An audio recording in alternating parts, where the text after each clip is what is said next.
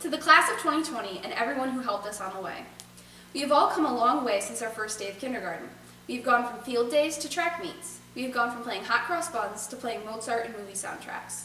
We have gone from playing on our DSs on the bus to fighting for the Infinity Gauntlet at the school-wide Smash tournament. And somewhere between all that, we managed to fill our heads with not only the quadratic formula, but all the memories of our time spent here at Wayland-Cohocton. From all the dances and sports games to plays and concerts to field trips and even just normal days, we have been able to form memories that we will take with us and hold on to far longer than most of the things we learned in class. Not that those things aren't important.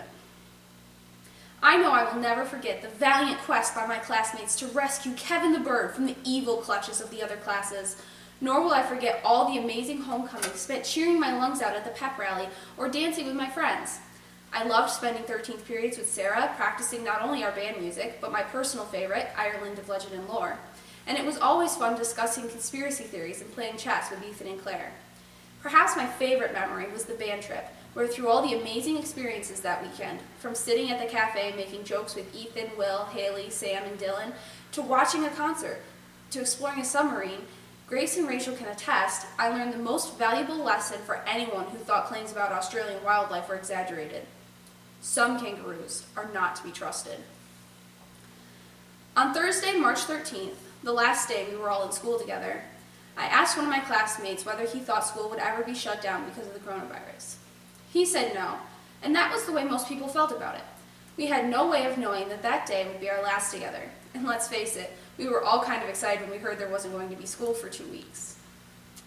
But then it was another 2 weeks, and another, and we realized that things would never go back to normal. We would never have the senior year we envisioned.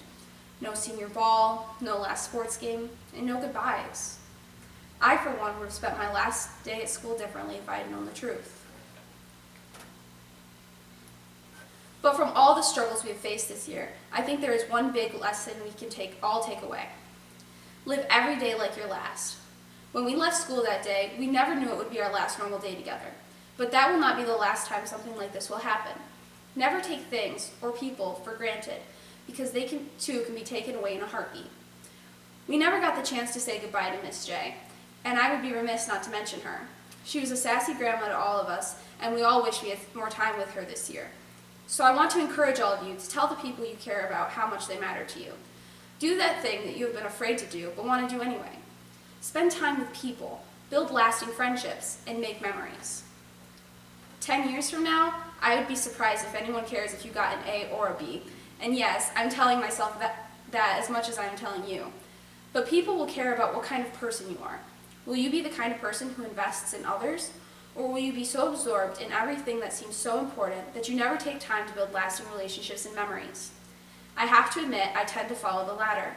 But I will endeavor, and I encourage you all to do so as well, to enjoy every moment in life, the good and the bad, and spend time with people. Accomplishments will tarnish over time. Who you are will not. Thank you for listening, and I wish all of you the best in the future.